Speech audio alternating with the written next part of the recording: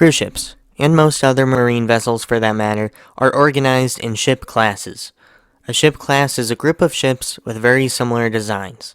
They can have minor differences, or be a little bit larger or smaller, but the foundation should be close. As of right now, Royal Caribbean has 7 classes. Let's go through each of them one by one and see what makes them unique. The first of the Project Vision, or Vision class ships, was the Legend of the Seas. Her maiden voyage was May of 1995. This is the only ship class in this video that didn't name the first ship after the class name. In fact, Vision of the Seas was the 6th and final in the class. Vision set sail in May of 1998, which means Royal released these 6 ships in the span of 2 years.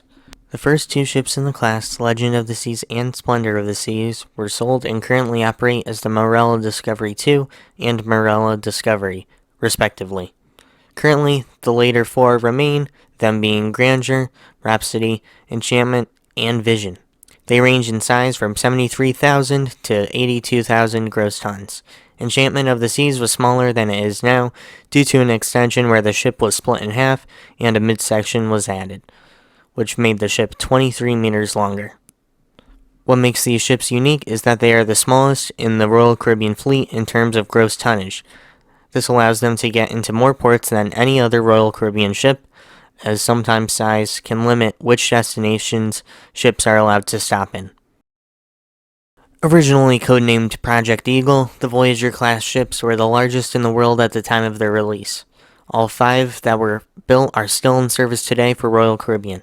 The first ship, Voyager of the Seas, started sailing in 1999 at 137,276 gross tons, with a sister ship being released every year.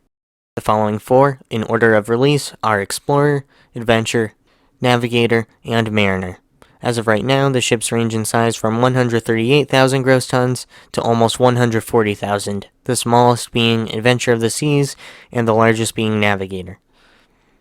All of the ships except for Navigator have the same number of staterooms, with Navigator having 262 more than the standard number. These ships provide the best balance between modern thrills, while still not big enough to hold too many passengers and be too crowded. 4 Radiance class ships were produced, all of them still in service for Royal Caribbean. Radiance of the Seas was the first of these, which made its maiden voyage in 2001. 1 ship in this class was released in each year until 2004, adding on Brilliance, Serenade, and Jewel. They are 90,090 gross tons each. They do vary in capacity, but are around 2,500 people at maximum. While not discussed often, these ships do have a lot going for them. With over 3 acres worth of glass, the Radiant ships provide many spaces to observe the water and the horizon while still being indoors. Because of this, some Radiance class ships offer itineraries in Alaska during its summer. Additionally, Radiance class ships are the only ones in Royal Caribbean's fleet to have a movie theater. Sister to Radiance, Serenade of the Seas is currently on its world cruise, and it wouldn't be surprising to see them do it again a few years from now. The Freedom class cruise ships overtook the Voyager class as the largest in the world, coming in at around 156,000 gross tons.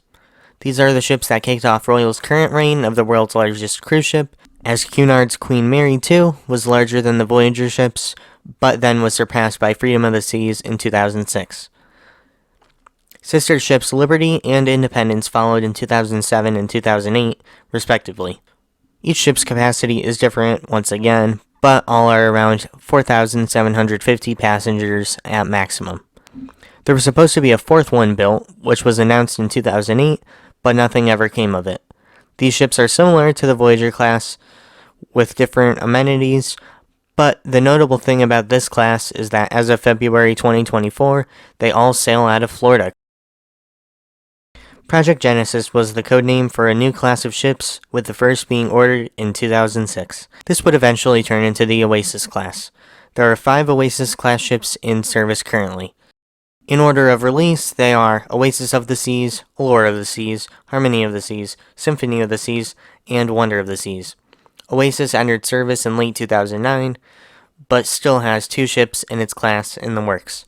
Utopia of the Seas will start sailing this year, and on February 15th, it was announced that Royal Caribbean ordered a 7th Oasis-class ship that will debut in 2028.